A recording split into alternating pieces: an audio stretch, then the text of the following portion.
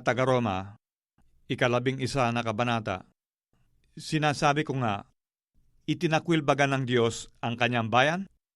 Huwag nawang mangyari, sapagkat ako man ay Israelita, sa binhi ni Abraham, sa angkan ni Benjamin. Hindi itinakwil ng Diyos ang kanyang bayan na nang una pa'y kinikilala niya. O hindi ba ninyo nalalaman ang sinasabi ng kasulatan tungkol kay Elias? Kung paanong namamagitan siya sa Diyos laban sa Israel na sinabi, Panginoon, pinatay nila ang iyong mga propeta, giniba nila ang iyong mga dambana, at ako'y naiwan nag-iisa, at hinahanap nila ang aking buhay. Datapwat, ano ang sinasabi ng kasagutan ng Diyos sa kanya? Nangatira ako sa akin ng 7,000 lalaki na hindi nangagsilhod kay Baal. Gayun din nga sa panahong itong kasalukuyan ay may isang nalalabi ayon sa pagkahirang ng biyaya. Ngunit kung ito'y sa pamamagitan ng biyaya, ay hindi na sa mga gawa. Sa ibang paraan, ang biyaya ay hindi biyaya. Ano nga? Ang hinahanap ng Israel ay hindi niya kinamtan. Datapwat, ito'y kinamtan ng pagkahirang, at ang mga iba'y pinapagmatigas.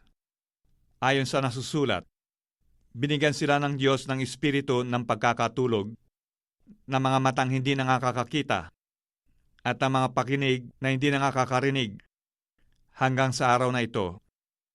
At sinasabi ni David, ang kanilang dulang naway maging isang silo, at isang panghuli, at isang katitisuran, at isang kabayaran sa kanila. Manganglabo nawa ang kanilang mga mata, upang sila'y huwag makakakita, at laging baluktutin mo nawa ang kanilang gulugod. Sinasabi ko nga, nangatisod kaya sila upang mga hulog? Huwag nawang mangyari. Datapwat, sa pagkahulog nila'y dumating ang pagkaligtas sa mga hintil, upang ipamungkahi sila sa mga paninibugho. Ngayon, kung ang pagkahulog nga nila ay siyang kayamanan ng sanglibutan, at ang pagkalugi nila ay siyang kayamanan ng mga hintil, gaano pa ang kapunuan nila? Datapwat, nagsasalita ako sa inyong mga hintil, palibhasay ako nga'y apostol ng mga hintil, ay niluluwalhati ko ang aking ministeryo. Baka sa anumang paraan ay maipamungkahi ko sa paninibugho yaong aking mga kalaman, at maligtas ang ilan sa kanila, sapagkat kung ang pagkatakwil sa kanila ay siyang pakikipagkasundo ng sanglibutan, ano kaya ang pagtanggap sa kanila kundi buhay mula sa mga patay? At kung ang pangunahing bunga ay banal, ay gayon din ang lahat. At kung ang ugat ay banal, ay gayon din ang mga sanga. Datapwat, kung ang ilang mga sanga ay nangabali, at ikaw, na isang ulibong ligaw ay sinanib ka sa kanila, at ikaw ay naging kabahagi nila sa ugat ng katabaan ng punong ulibo, huwag ka magpalalo sa mga sanga. Datapwat, kung magpalalo ka, ay hindi ikaw ang nagkakandili sa ugat, kundi ang ugat ang nagkakandili sa iyo. Sasabihin mo nga, ang mga sanga ay nangabali upang ako ay makasanib. Mabuti, sa kawalan nila ng pananampalataya ay nangabali sila. At sa iyong pananampalataya ay nakatayo ka. Huwag kang magpalalo kundi matakot ka. Sapagkat kundi nga sa mga pinatawad ng Diyos ang mga talagang sanga, ikaw man ay hindi patatawarin. Masdan mo nga ang kabutihan at ang kabagsikan ng Diyos. Ang kabagsikan ay sa nangahulog. Datapwat, ang kabutihan ng Diyos ay sa iyo, upang mamalagi ka sa kanyang kabutihan.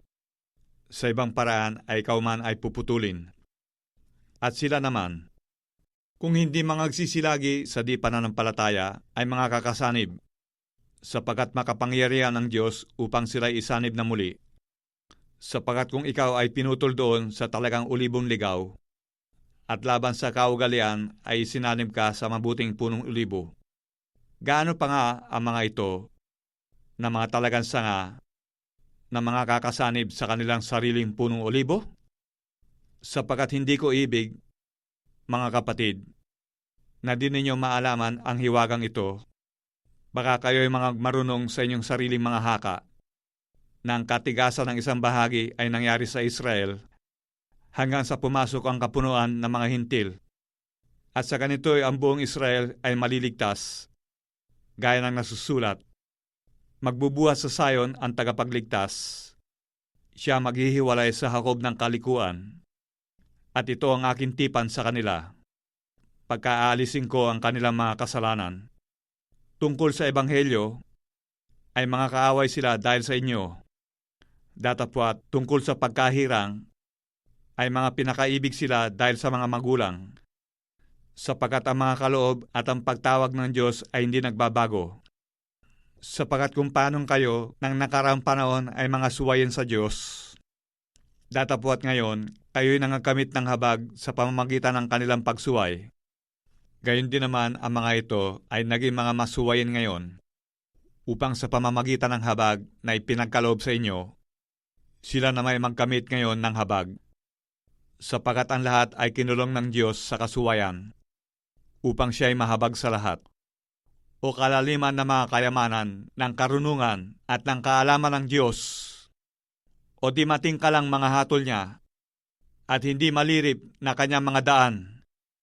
Sapagkat sino nakaalam ng pag-iisip ng Panginoon? O sino ang kanyang naging kasangguni? O sino nagbigay ng una sa kanya at siya'y babayaran muli? Sapagkat sa kanya at sa pamamagitan niya at sa kanya ang lahat ng mga bagay, sumakanya nawa ang kaluwalhatian magpakailanman, siya nawa.